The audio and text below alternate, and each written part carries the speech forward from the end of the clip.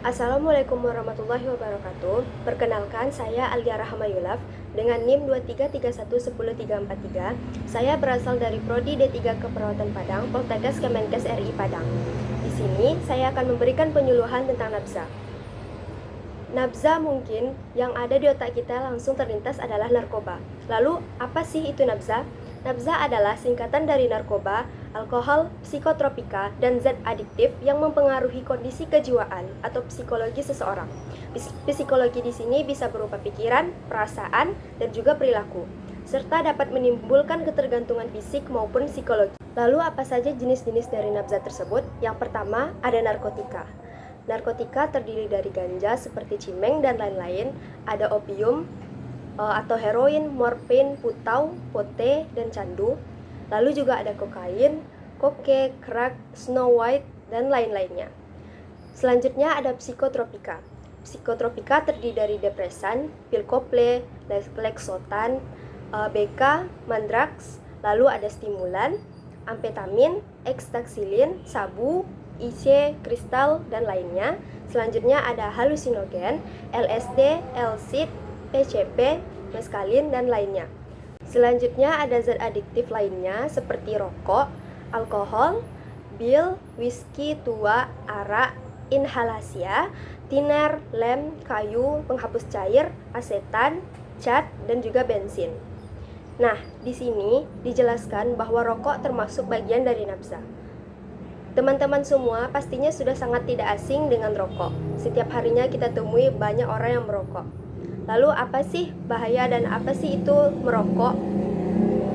Merokok adalah membakar tembakau yang kemudian dihisap asapnya baik menggunakan rokok maupun menggunakan pipa. Seperti yang kita lihat, ada orang yang merokok dengan rokok batangan, ada juga yang merokok dengan menggunakan istilahnya ada vape dan lain sebagainya, yang banyak cara yang digunakan untuk merokok tersebut. Lalu, apa saja akibat dari merokok? Merokok dapat mengakibatkan kanker seperti kanker mulut, kanker hati, kanker paru, dan masih banyak lagi. Merokok juga dapat menyebabkan radang saluran pernafasan dan asma. Tidak hanya si perokok, namun orang yang berada di sekitar si perokok juga dapat terkena radang saluran pernafasan atau asma. Orang yang merokok juga dapat terkena risiko stroke, hipertensi, bahkan masih banyak penyakit lainnya yang dapat disebabkan jika seseorang tersebut merokok. Tidak hanya bagi si perokok, namun juga dapat mengancam bahaya orang-orang di sekitarnya yang terkena asap rokoknya tersebut. Nah, lalu mengapa kita harus meninggalkan kebiasaan merokok? Ya karena itu tadi, dengan meninggalkan kebiasaan merokok, kita dapat melindungi orang-orang di sekitar kita. Tidak hanya melindungi kita, tapi juga melindungi orang-orang di sekitar kita dari bahaya penyakit dan bahaya gejala-gejala penyakit yang akan datang. Lalu dengan meninggalkan kebiasaan merokok, kita juga telah menghemat uang dan tubuh kita juga menjadi lebih sehat dan bugar dengan kita berhenti merokok. Nah, lalu bagaimana cara berhenti merokok? Mungkin orang-orang yang telah kecanduan sangat-sangat mempertanyakan hal ini karena rokok memang benar-benar secandu itu. Yang awalnya mereka hanya coba-coba lalu menjadi kecanduan, menjadi susah untuk berhenti, menjadikan rokok kebiasaan dalam kehidupan sehari-harinya. Nah, di sini Alia akan memberikan beberapa cara untuk berhenti merokok. Yang pertama, niat. Mulailah dengan niat yang kuat untuk berhenti merokok. Tanamkanlah di dalam diri kita bahwa merokok itu sangatlah berbahaya. Tidak hanya dapat membahayakan diri kita, tapi juga dapat membahayakan orang-orang di sekitar kita. Yang kedua, berhenti seketika atau melakukan pengurangan jumlah rokok yang dihisap per hari secara bertahap. Misalnya sehari kita merokok 6 kali, dikurangkan menjadi 5 kali, atau besoknya menjadi 4, besoknya menjadi 3, 2, atau pengurangannya juga bisa menjadi secara berkala, mulai dari hari ini 6 kali, besok cukup 3 kali atau 1 kali. Dilakukan begitu terus sampai kebiasaan merokok tersebut hilang. Yang ketiga, dapat mengunjungi klinik berhenti merokok atau mendapatkan pengobatan dan cara untuk berhenti merokok. Dengan cara mengunjungi klinik, kita akan diberikan rehabilitasi untuk bagaimana cara agar tidak terbiasa merokok, atau diajarkan cara agar berkurang kecanduan dalam merokok. Yang keempat, minumlah atau makanlah buah, permen, atau makanan kecil jika timbul keinginan merokok dan sibukkanlah diri dengan aktivitas yang positif. Misalnya nih, teman-teman terbiasa setelah makan itu merokok, bisa diganti dengan memakan buah, atau bisa diganti dengan memakan cemilan, atau hanya ngemil satu buah permen. Itu juga dapat mengurangi kebiasaan merokok dalam jiwa teman-teman. Dan juga sibukkanlah diri dengan aktivitas yang positif seperti olahraga atau bermain, berkumpul dengan teman-teman. Hal tersebut dapat menghilangkan pikiran ingin merokok kita karena kita terfokus kepada satu kegiatan. Itu tadi adalah beberapa jenis dari nabza sekaligus penjelasan tentang rokok yang ternyata rokok juga merupakan bagian dari nabza. Nah, selanjutnya memangnya apa sih bahaya nabza? Yang pertama, bahan atau zat ini bila masuk ke dalam tubuh akan mempengaruhi tubuh, terutama susunan saraf, otak, sehingga penyebabnya bisa mengganggu fisik, psikologis, dan fungsi sosial, sehingga dapat menyebabkan kematian. Yang kedua, mengakibatkan kerusakan dan ketergantungan fisik. Yang ketiga, kerugian materi dan uang. Selanjutnya yang keempat, menimbulkan disharmoni dalam keluarga. Jika sudah ketahuan menggunakan nabza, itu sangat membuat, apalagi hati orang tua akan sangat hancur jika mengetahui anaknya sudah menggunakan nabza. Selanjutnya yang kelima, menimbulkan aib keluarga. Yang keenam, kondisi ketagihan. Lalu kenapa seseorang bisa tergoda dengan nabza? Apa penyebabnya?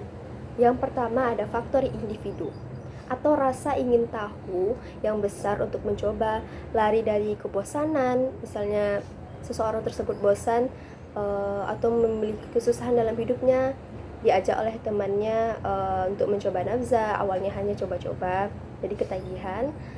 Lalu ada pengertian yang salah bahwa menggunakan sesekali tidak akan membuat kecanduan. Itu sangat salah. Selanjutnya, tidak mampu atau berani menghadapi tekanan masalah. Seseorang tersebut yang berada di dalam masalah lalu memilih jalan keluarnya dengan menggunakan nabza agar dapat berhalusinasi dan melupakan masalahnya. Itu sangat salah ya teman-teman. Selanjutnya, tidak dapat berkata tidak terhadap nabza. Tolong paksa diri teman-teman untuk mengatakan tidak kepada nabza tersebut.